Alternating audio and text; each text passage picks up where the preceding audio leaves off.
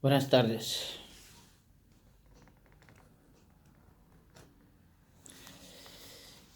Hoy vamos a continuar con el tema que hemos empezado ayer sobre, sobre el mensaje de los terceros ángeles de Apocalipsis 14, de 6 a 11. Ayer presenté los primeros dos mensajes de los primeros dos ángeles y estos mensajes han sido presentados de Guillermo Miller, y ahora hoy vamos a presentar sobre el mensaje del tercer ángel, que es muy importante para nosotros. Y vamos a empezar en Apocalipsis capítulo 14 de 9 a 11. Primero vamos a leer los versículos. Después vamos a leer lo que está escrito en primeros escritos y en el libro La Gran Controversia o Conflicto de los Siglos. Apocalipsis 14 de 9 a 11. Y el tercer ángel lo siguió, diciendo a gran voz: si alguno adora a la bestia a su imagen y recibe la marca en su frente o en su mano, él también beberá del vino de la ira de Dios, que ha sido vaciado puro en el cáliz de su ira, y será atormentado con fuego y azufre delante de los santos ángeles y del Cordero. Y el humo de su tormento sube por los siglos de los siglos. Y no tiene reposo de día ni de noche los que adoran a la bestia y a su imagen, ni nadie que reciba la marca de su nombre. Aquí estamos. Una advertencia tremenda sobre los adoradores de la bestia. Hemos hablado tanto que la bestia representa la iglesia, la institución católica, el Papa. Y al final dice en Apocalipsis 13 que todo el mundo adorará a la primera bestia, ¿no? Al papado. Pero nosotros vamos a tratar ahora sobre el mensaje del tercer ángel. Vamos a entrar en detalles sobre el mensaje. Y tenemos aquí, primero vamos a empezar con el libro Primeros Escritos. Hay un capítulo que se llama El mensaje del tercer ángel. Cuando cesó el ministerio de Jesús en el lugar santo y pasó él al Santísimo para estar de pie delante del arca que contenía la ley de Dios, envió otro poderoso ángel con un tercer mensaje para el mundo. Eso ha pasado en 1844, en octubre. Un pergamino fue puesto en la mano del ángel y amenazas que jamás se dirigieron contra el hombre. Tenía por objeto aquel mensaje poner en guardia a los hijos de Dios, revelándose la hora de tentación y angustia que los aguardaba. Dijo el ángel: tendrán que combatir tesoneramente contra la bestia y su imagen. Su única esperanza de vida eterna consiste en permanecer firmes. Aunque se vean en peligro de muerte, deben sostener firmemente la verdad. El tercer ángel concluye así su mensaje: aquí está la paciencia de los santos, los que guardan los mandamientos de Dios y la fe de Jesús. Está escrito a continuación en versículo 12 de Apocalipsis 14. Al repetir el ángel estas palabras, señalaba al santuario celestial.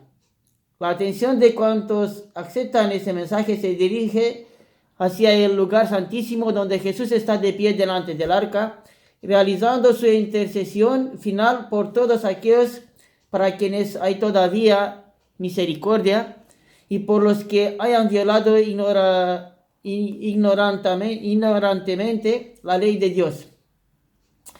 Esta expiación es hecha tanto para los justos muertos como para los justos vivos. justos muertos representa a los que murieron desde Adán y Eva hasta 1844, cuando Jesús entró en el lugar santísimo en el templo celestial y empezó la obra final de la purificación del santuario celestial, no terrenal, ¿no? Como hemos visto en las otras presentaciones. Incluye a todos los que murieron confiando en Cristo, aunque por no haber recibido luz acerca de los mandamientos de Dios hubiesen pecado ignorantemente al transgredir sus preceptos. Después que Jesús abrió la puerta del lugar santísimo, vióse la luz del sábado y el pueblo de Dios fue probado, como antiguamente lo fueron los hijos de Israel, para ver si quería guardar la ley de Dios. Vi que el tercer ángel señalaba hacia lo alto, indicando a los que habían sido chasqueados el camino al lugar santísimo del santuario celestial. Los que por fe entraban al lugar santísimo hallaban a Jesús y resurgían en ellos la esperanza y el júbilo.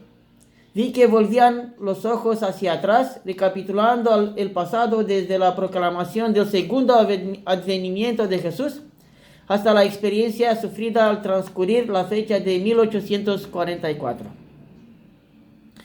Vieron la explicación de su chasco y de nuevo los alentó una gozosa certidumbre. El tercer ángel había esclarecido el pasado, el presente y el porvenir, y ellos sabían que en efecto Dios los había guiado con su misteriosa providencia. Se me mostró que el residuo siguió por la fe a Jesús en el lugar santísimo, y al contemplar el arca y el propiciatorio, fue cautivado por su esplendor. Jesús levantó entonces la tapa del arca, y he aquí que se vieron las tablas de piedra con los 10 mandamientos grabados en ellas. El residuo leyó aquellos vividos oráculos, pero retrocedió tembloroso al ver que el cuarto mandamiento estaba rodeado de una aureola de gloria y brillaba en él una luz mucho más viva que en los otros 9. Ningún indicio encontró ahí de que el descanso sabático se hubiese abolido o trasladado al primer día de la semana. El mandamiento está escrito tal como lo dictó la voz de Dios en el solemne e imponente majestad sobre el monte, entre el fulgor de los relámpagos y el estampido de los truenos. Era el mismo mandamiento que con su propio dedo escribió en las tablas de piedra. 6 días trabajarás y harás toda tu obra, mas el séptimo día es reposo para Jehová tu Dios. Los fieles se admiraron de la solicitud con que estaban cuidados los 10 mandamientos, puestos junto a Jehová, cubiertos y protegidos por su santidad. Vieron que había estado pisoteando el cuarto mandamiento del decálogo, observando un día transmitido por los paganos y papistas, en vez del día santificado por Jehová. Se humillaron ante Dios y lamentaron sus pasadas transgresiones. Vi humear el incienso en el incensario cuando Jesús ofrecía a su Padre las confesiones y oraciones de los fieles. Al subir el incienso, una luz refulgente descansaba sobre Jesús y el propiciatorio, y los fervorosos y suplicantes miembros del residuo, que estaban atribulados por haber descubierto que eran transgresores de la ley, recibieron la bendición y sus semblantes brillaron de esperanza y júbilo. Se unieron en la obra del tercer ángel y alcanzaron su voz para proclamar la solemne amonestación. Aunque al principio eran pocos los que recibían, los fieles continuaron proclamando enérgicamente el mensaje. Vi entonces que muchos abrazaban el mensaje del tercer ángel y unían su voz con la de quienes habían dado primariamente la amonestación. y honraron a Dios guardando su día de reposo santificado. Muchos de los que aceptaban el tercer mensaje no habían tenido experiencia en los dos anteriores.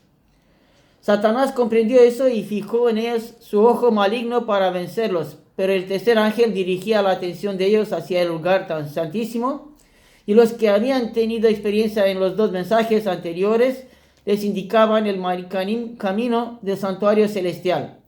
Muchos percibieron el perfecto eslabonamiento de verdades en los mensajes angélicos y aceptándolos gozosamente uno tras otro, siguieron al Señor por la fe en el santuario celeste.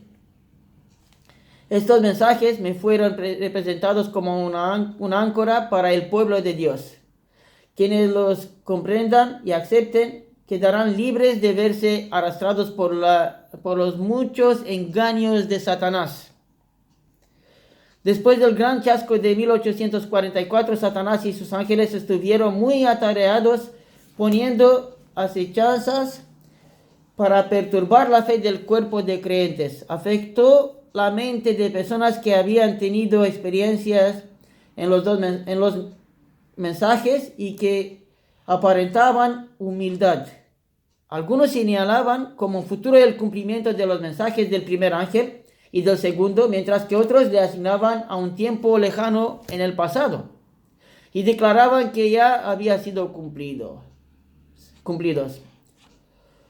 Estos adquirimientos influenciaron sobre la mente de los inexpertos y perturbaron su fe. Algunos escudriñaban la Biblia para fortalecer su fe en forma independiente del cuerpo de creyentes.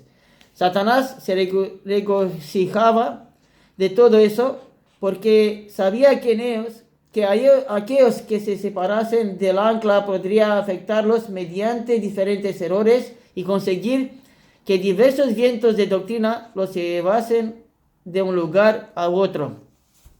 Muchos de los que habían dirigido la proclamación del primer mensaje y del segundo se negaban ahora y en todo el cuerpo había división y confusión.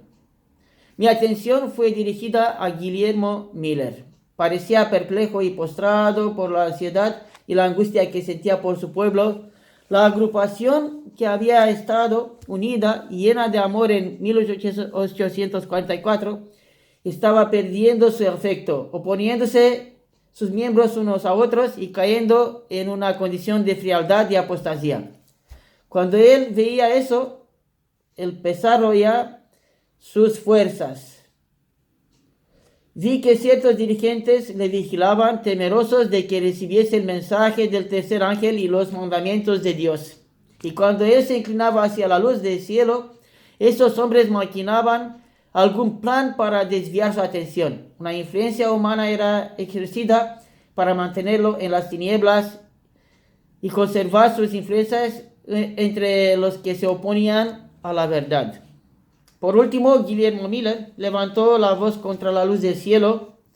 Fracasó al no recibir el mensaje que habría explicado más plenamente su chasco, arrojado luz y gloria sobre el pasado, reavivado sus energías agotadas, despertado su esperanza y le habría inducido a glorificar a Dios.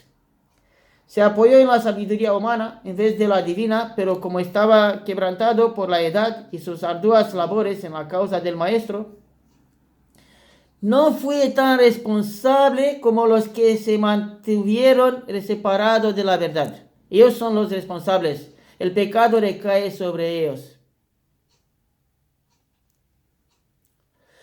Si Guillermo Miller hubiese podido ver la luz del tercer ángel, habría quedado explicadas para él muchas cosas que le parecieron oscuras y misteriosas. Pero sus hermanos le profesaron tanto interés y un amor tan profundo que le pareció que no podría apartarse de ellos.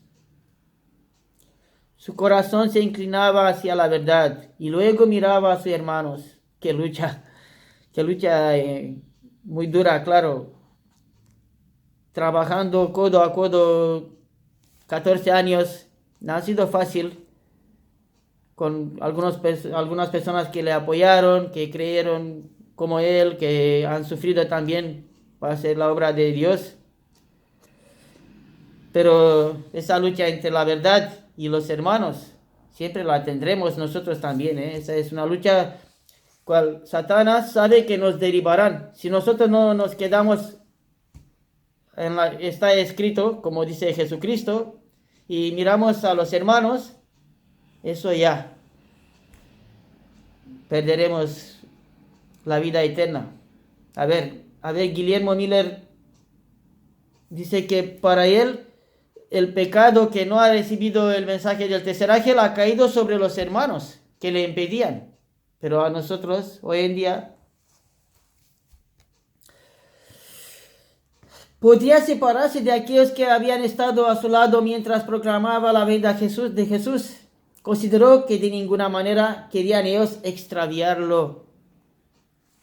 Tenía confianza en ellos, en los hombres. Maldecido es el hombre que confía, ¿no? Que se pone la confianza en otro hombre. Jeremías 17, ¿no? Dios permitió que cayese bajo el poder de Satanás, o sea, el dominio de la muerte, y lo ocultó en la tumba para resguardarle de aquellos que procuraban constantemente apartarle de la verdad. Moisés erró cuando estaba por entrar en la tierra prometida. Así también vi que Guillermo Miller erró cuando estaba por entrar en la Canaán celestial, al permitir que su influencia se opusiese a la verdad. Otros le indujeron a eso. Otros tendrán que dar cuenta de ellos. Pero los ángeles velan sobre el precioso polvo de este siervo de Dios y resucitará cuando sea tocada la última trompeta. Hemos terminado con la historia de Guillermo Miller ahora. Y él ha hecho lo que ha podido y ahora vamos a presentar quién ha continuado con la presentación del mensaje del tercer ángel, ¿no? Y para eso vamos a entrar en el libro Gran Controversia. Y en la Gran Controversia ahora, veamos que el versículo 11 dice así: y no tiene reposo de día ni de noche los que adoran a la bestia y a su imagen, ni nadie que reciba la marca de su nombre. Vamos a explicar quién es la bestia, qué es su imagen y qué es la marca de su nombre. Eso es lo que vamos a tratar ahora para explicar. Y tenemos aquí un capítulo, la marca de la bestia, se llama el capítulo.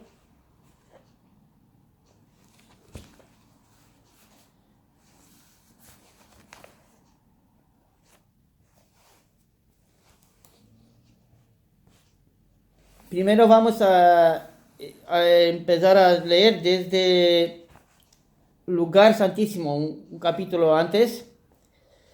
En Lugar Santísimo se llama el capítulo de donde vamos a leer ahora una cita. Dice: cuando pasó la fecha fijada para 1844, hubo un tiempo de gran prueba para los que conservaban aún la fe adventista. Su único alivio en lo concerniente a determinar su verdadera situación fue la luz que dirigió su espíritu hacia el santuario celestial. Algunos dejaron de creer en la manera en que habían calculado antes los periodos proféticos y atribuyeron a factores humanos o satánicos la poderosa influencia del Espíritu Santo.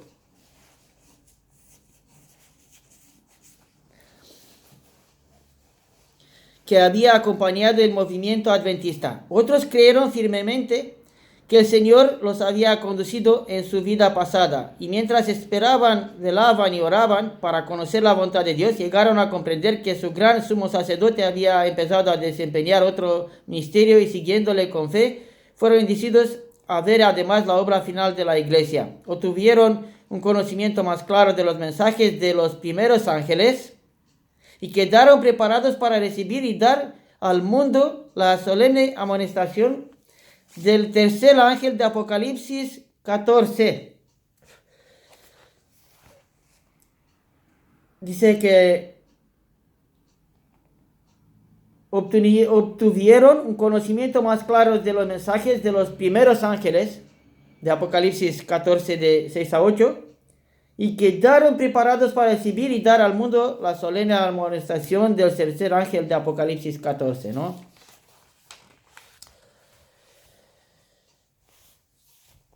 El arca que estaba en el tabernáculo celestial contenía las 2 tablas de piedra en que estaban escritos los preceptos de la ley de Dios. Hemos visto también en el libro Primeros Escritos. La ley de Dios que se encuentra en el santuario celestial es el gran original, ¿no?, de los preceptos grabados en las tablas de piedra y consignados por Moisés en el Pentateuco eran copia exacta. Dice, en el corazón del mismo del decálogo se encuentra el 4º mandamiento tal como fue proclamado originalmente. Esto hemos leído también en Primeros Escritos. Los que habían aceptado la luz referente a la mediación de Cristo y a la perpetuidad de la ley de Dios encontraron que estas eran las verdades presentadas en el capítulo 14 del Apocalipsis. Los mensajes de este capítulo constituyen una triple amonestación que debe servir para preparar a los habitantes de la tierra para la segunda venida del Señor. Para nuestro tiempo, para el último tiempo de la historia de pecado de la humanidad.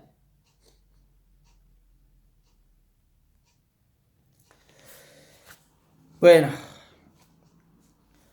vamos a continuar aquí. Vamos a entrar en la marca de la bestia.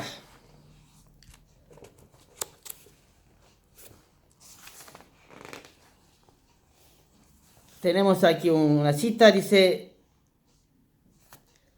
hemos visto que en el centro de la ley, rodeada de un círculo de fuego, era el 4º mandamiento, ¿no? Dice, pero, dice, en contraposición con los que guardaban los mandamientos de Dios y tienen la fe de Jesús. El tercer ángel señala a otra clase de seres humanos contra cuyos errores va dirigido solemne y terrible aviso. Si alguno adora a la bestia a su imagen y recibe su marca en su frente, en su mano, él también beberá del vino de la ira de Dios. Apocalipsis 14, 9 y 10. Para comprender ese mensaje hay que interpretar correctamente sus símbolos.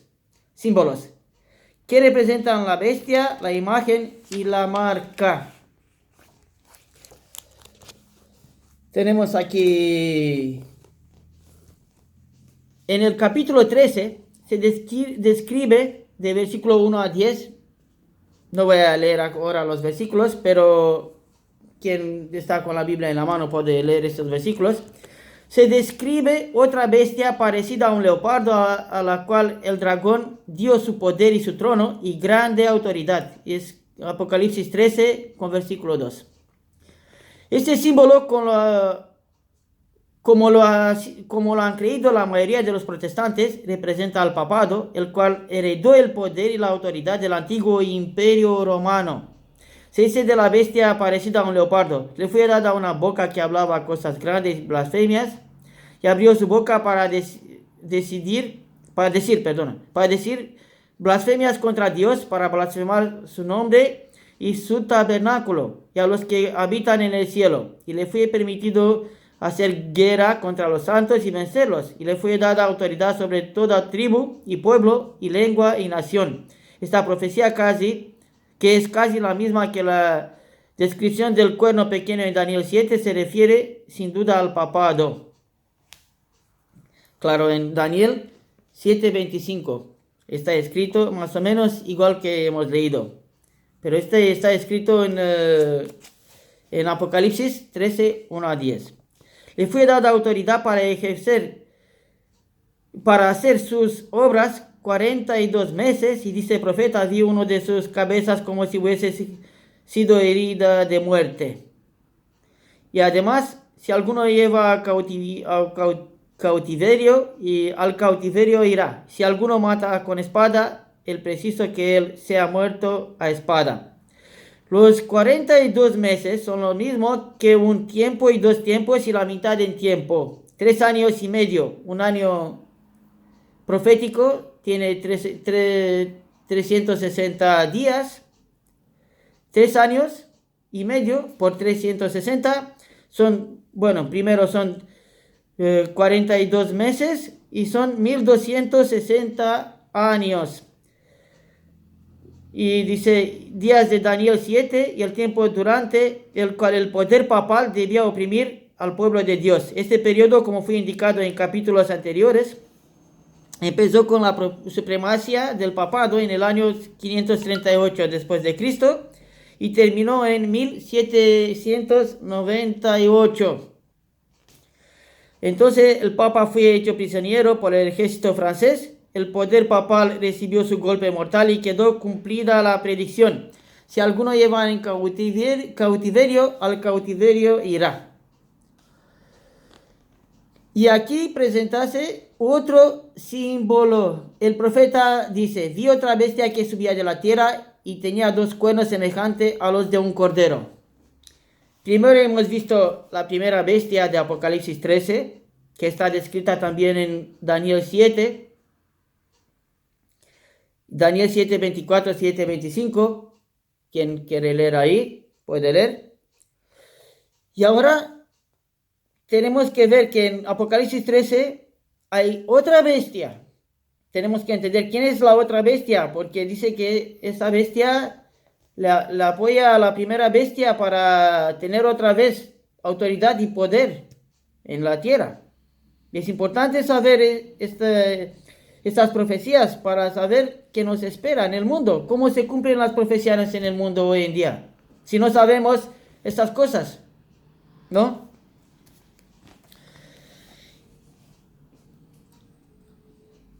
Tanto el aspecto de esa bestia como el modo en que sube indicaban que la nación que representa difiere de las representadas en los símbolos anteriores.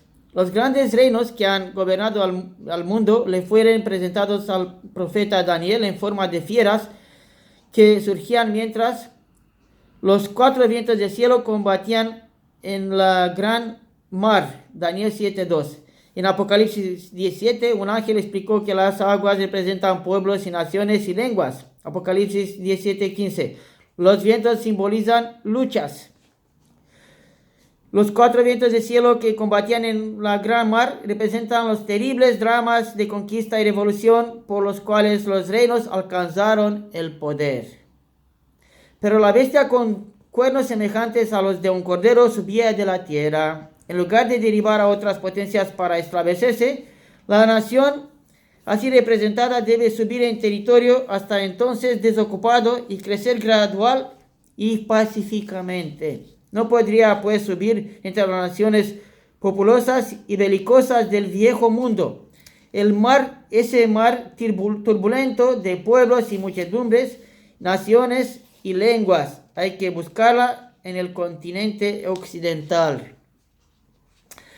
¿Cuál era en 1798 la nación del Nuevo Mundo cuyo poder estuviera entonces desarrollándose de modo que se anunciara como nación fuerte y grande capaz de llamar la atención del mundo? La aplicación del símbolo no admite duda alguna. Una nación y solo una responde a los datos y rasgos característicos de esa profecía. No hay duda de que se trata aquí de Estados Unidos de Norteamérica.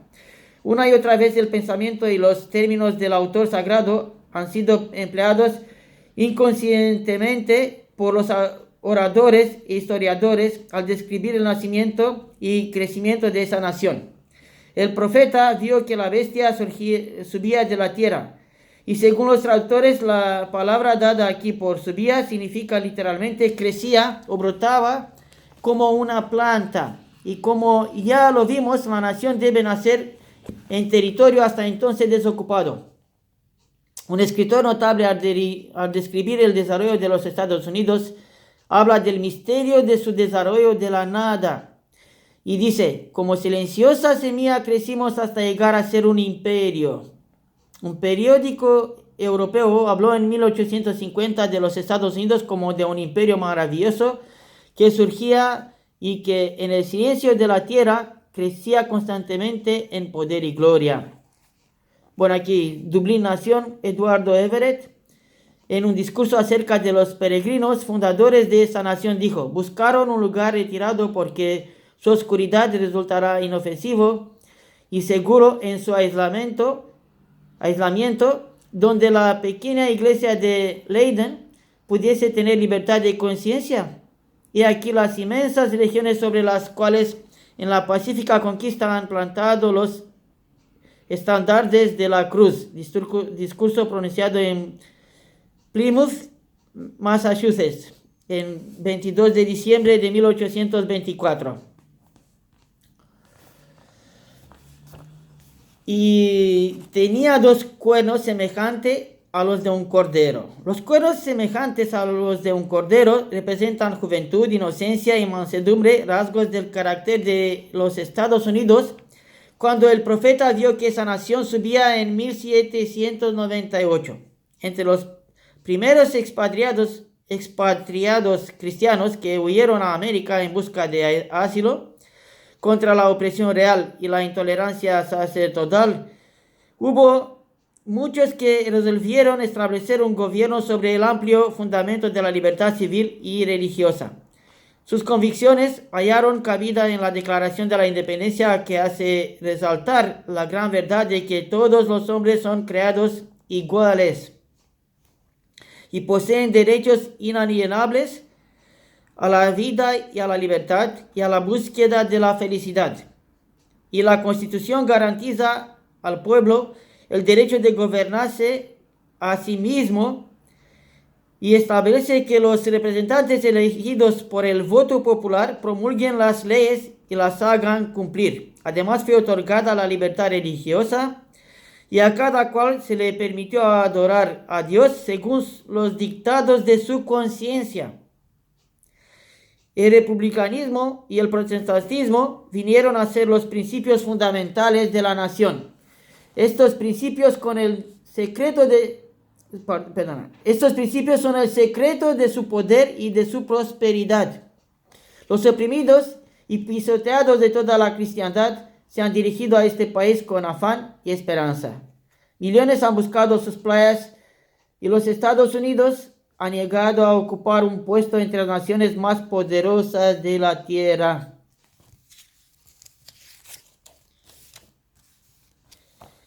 Semejante actitud sería abiertamente contraria a los principios de este gobierno. Se habla de la unión entre Estado y la Iglesia. No se permitía ni una unión entre Iglesia y Estado,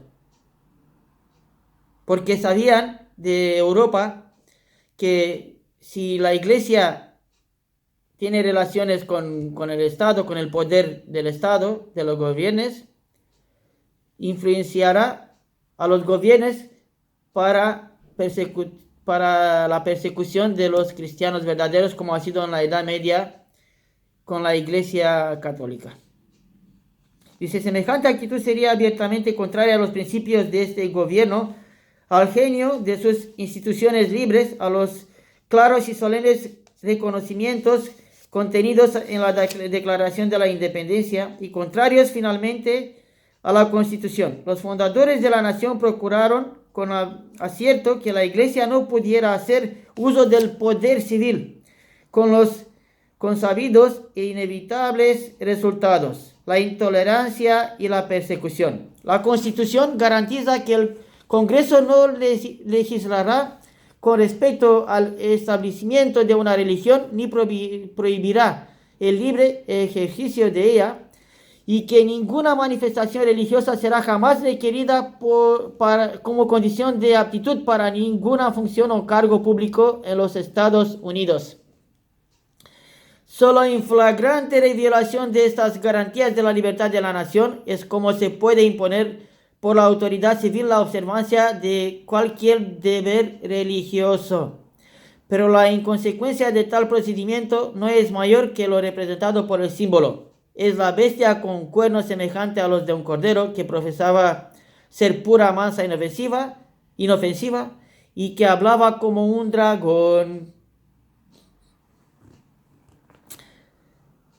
Pero ¿quién es la imagen de la bestia y cómo se formará? Hemos visto que la segunda bestia de Apocalipsis 13:11 es los Estados Unidos. ¿Y quién es la imagen de la bestia? ¿Cómo se formará? Aquí tenemos que entender, prestar un poco de atención porque no es complicado, pero claro, hay que entender bien. Dice, ¿y cómo se formará? La imagen es hecha por la bestia de 2 cuernos y es una imagen de la primera bestia. La primera bestia es la Iglesia Católica y la segunda es los Estados Unidos, que van a hacer una imagen a la primera bestia. Y vamos a ver cómo. Así que para saber a qué se asemeja la imagen y cómo será formada, debemos estudiar los rasgos, características de la misma bestia, el papado. Cuando la iglesia primitiva se corrompió,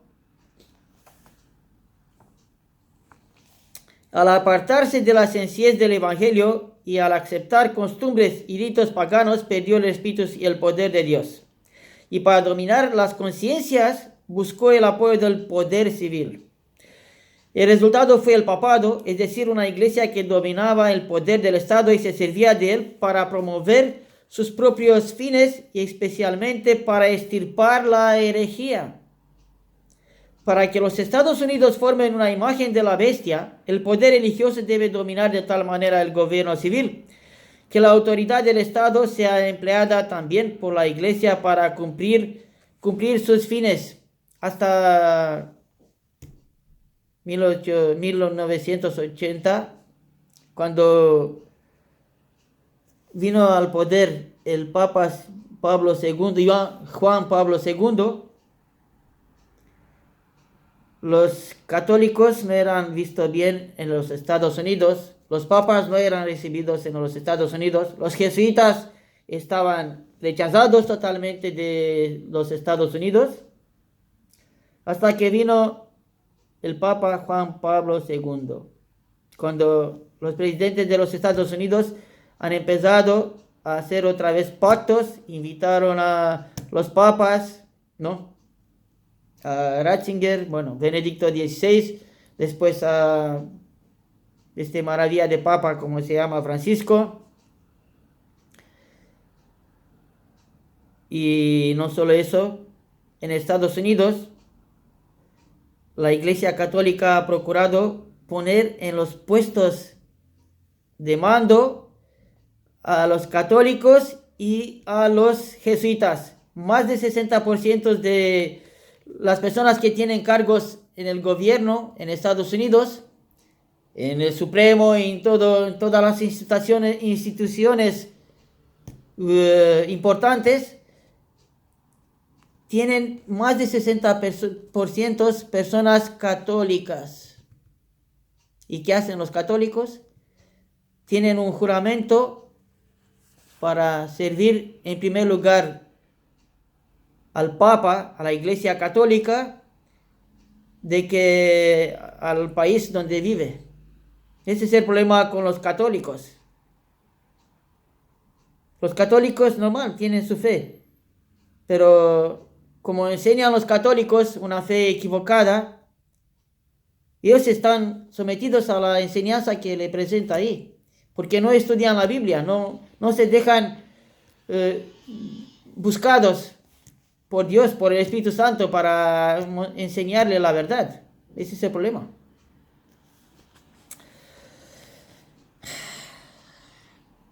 Será muy complicado con el poder que ahora en Estados Unidos Biden es católico, hay muchos católicos. Los católicos no les interesa la fe, no les interesa a ellos. Ellos cumplen ceremonias, tradiciones, pero no les interesa la verdad de la Biblia. No les interesa que Jesucristo tiene que venir ahora. Ese es el problema con los católicos. No que son personas malas, son personas buenas. Puede ser que hacen muchos actos de bondad, de muchas cosas buenas, pero ellos no esperan a Jesucristo. Ellos sirven más los intereses de la iglesia, del Papa, no los intereses de Dios, de Jesucristo. Ese es el problema con con los católicos. No que no son personas buenas o